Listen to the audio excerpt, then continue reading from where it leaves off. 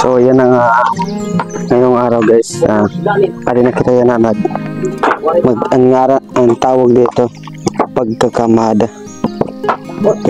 Pag-arrange, ina-arrange to para umayos yung usok tapos maluto talaga, walang yung umangat yung ito yung laman para malukad. Lukad tawag dito sa iba, sa mga Bisaya lukad yata tawag nila dito. So ginaganon muna to bago malukad. Tawag dito sa amin kamada, kung sa English naman arrange. I-arrange mo para siguro arrange talaga,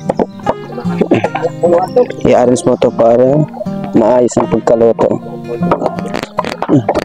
Medyo mahirap lang to sa ganito, parang madali lang sa tingin kung titignan lang, pero sasakit talaga to, sasakit talaga yung balakang mo dito kakayoko. Yan, balakang lang talaga yung ano mo dito kontra yung sasakit. Sa dami ba naman na ano mo gaganito kakamada, di ba sasakit yung balakang mo. So para sa mga tulad kong mahihirap, alam nila to kung gaano kahirap pag ganito, pag madami yung kamada mo sa kuprahan. Kanina pa ako nagkakamada kanina, namukha ko guys yung namitak ako ng madami. So kung mapansin yung sa likod, mayroon pa nagbabalat ng nyug. 3 araw na sila yan nagbabalat ng nyug, kasi noong unang araw isa lang siya, mag-isa lang siya na nagbabalat ng nyug. Ayan, kasama niya na yung anak niya yung nakapo doon. So ako nagkakamada, tapos yung magulang ko doon sa baba, namimitak ng yung pati si mama, pati yung sinuhulan namin ng pagbibitak. Ako yung tagakamada dito para pag natapot pa ang tak at pagbabalat ng nyug, konti na lang yung kakamada dito. Ito kasi yung madali lang tignan, pero mahirap talaga kasi masasakit talaga dito yung sayos dito, yung balakang mo. Kaya ayan, nakatayo na ko ngayon kasi mahirap din umupo. Pag nakaupo ka lang talaga, pag si papa lang talaga itong magtrabaho, sigape, sasakit balakang niya dito.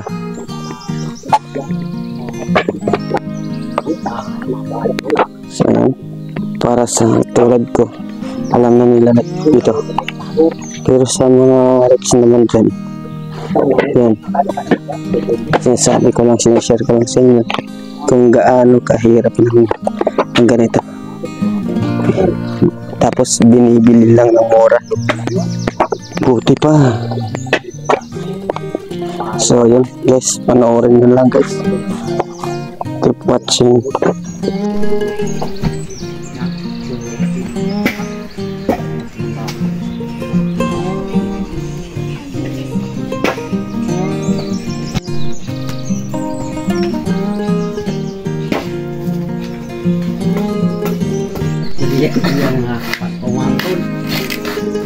Hahadlo ko riyo. Pantay. Hahadlo ko riyo.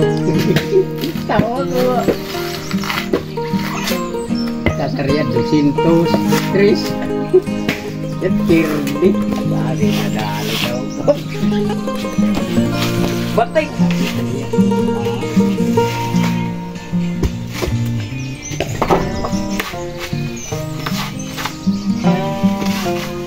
Buat ada yang nabi.